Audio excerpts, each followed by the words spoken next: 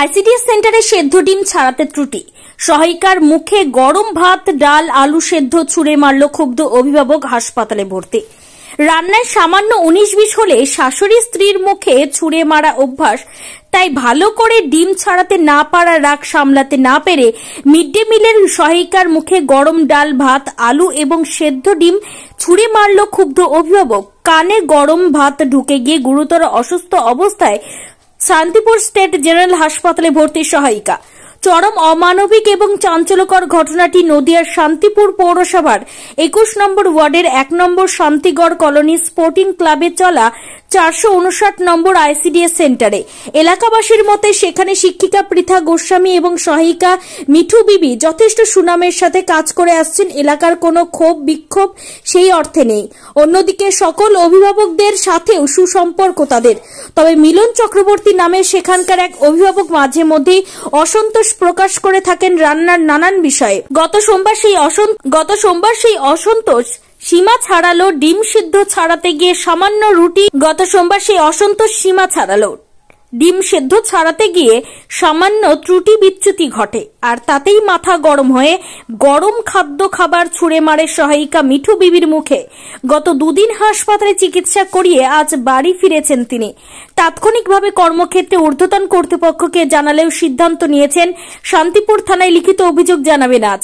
এই প্রসঙ্গে তিনি বলেন, স্বল্প পারিশ্রমিকে সরকারিভাবে নানা বিষয়ে বঞ্চিত হয়েও সামান্য পারিশ্রমিকে আন্তরিকতার সাথে তারাই কাজ করে থাকেন। যেমন খাদ্য খাবার আসে তেমন সরবরাহ করা হয় বাচ্চাদের। এক্ষেত্রেও ওই ব্যক্তিকে বলা হয়েছিল কাঁচা ডিম নেওয়ার জন্য, কিন্তু তিনি তাতে রাজি হননি। এমনকি তাকে বলা হয়েছিল পরের দিন থেকে সেদ্ধ ডিম খোসা না ছাড়িয়ে দেওয়া হবে, কিন্তু তিনি তার ঔদ্ধত্য দেখালেন। এমনকি এতটাই অমানবিক, গত সোমবার তিনি বা তার পরিবারের কেউ হাসপাতালে যাননি।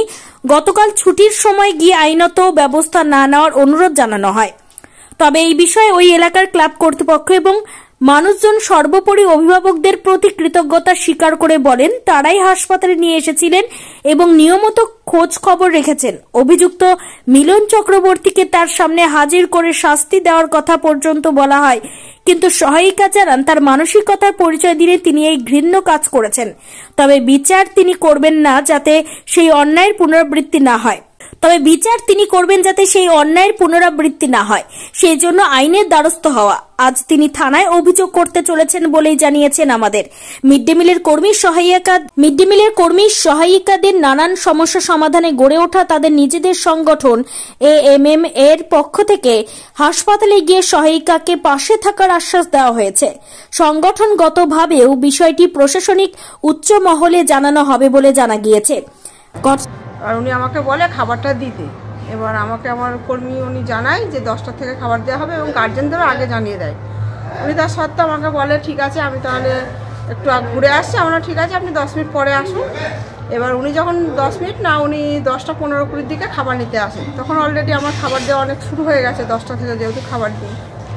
এবার উনি খাবার দিতে এসে আমি ওনাকে খাবার দিয়েছি। এবার ডিম সিদ্ধ করার সময় অনেক সময় দেখবেন যে ডিম ফেটে যায়। এবার ফেটে গেলে ডিমের গায়ে কিন্তু একটা হালকা ফাটার দাগ থেকে যায়। এবার ওনাকে আমি একটা সিদ্ধ ডিম আর খাবার দিই।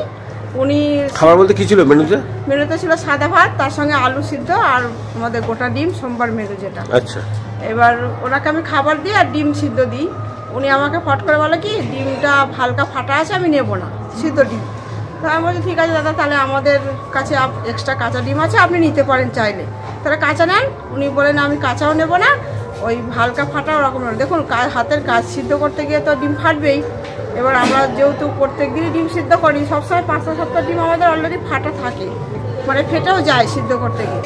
এবার তখন আমি ওনাকে বলি যে আপনি কাঁচা নেন, নাহলে আপনাকে কালকে থেকে আমি ডিম সিদ্ধ করে খোসা ছাড়াবো না, রেখে দেবো, আপনি কালকে থেকে তাহলে ওটাই নেবেন। উনি বলে না আমার ফ্রেশ সিদ্ধ ডিম এখনই চাই। এই বলে আমি খাবার ওনাকে দিয়েও দিয়েছি। উনি খাবারের কেটলিটা হাতে ধরে আমার মুখে এরকম ছুঁড়ে বলে গরম খাবার। এবার আমি এরকম সাইড হয়ে যাই, খাবারটা পুরো আমার এই সাইড দিয়ে লাগে।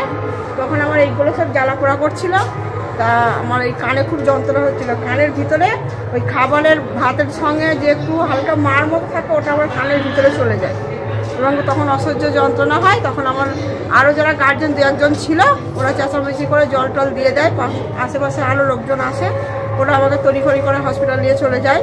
হসপিটালে নিয়ে যাওয়ার সময় ওকে এলাকার লোকজন, ধরুন এলাকার লোক, আমি কাজ করি দীর্ঘদিন ধরে, সবাই আমাকে ভালোবাসে এবং আমিও শান্তশিষ্টভাবে এলাকায় কাজ করি।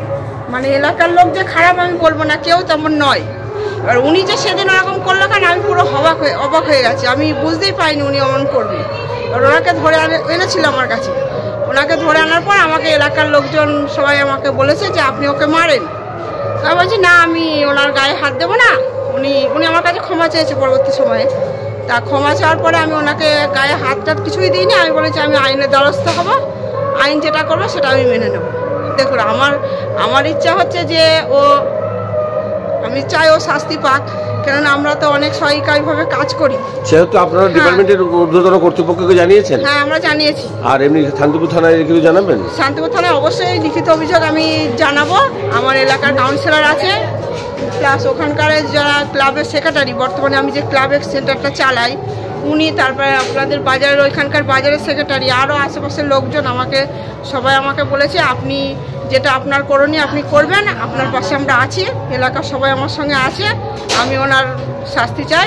লিখিত অভিযোগ জানাবেন? অবশ্যই কালকে জানাবো। আর আলোচনা করে আমি কালকে জানাবো। হাসপাতালে কালকে সারাদিন ছিলেন? কালকে আমি সারাদিন ছিলাম, আমি আজকেও ছিলাম। আজকে আমাকে 12টা কতই ছেড়েছে, আমি 2:30টার সময় বাড়ি ঢুকেছি। আজকে আমি আর যেতে পারিনি। তো কি বলবেন এই যে মিড ডে মিলের কর্মীদের, দিদিদের মাঝে মধ্যে এরকম ধরনের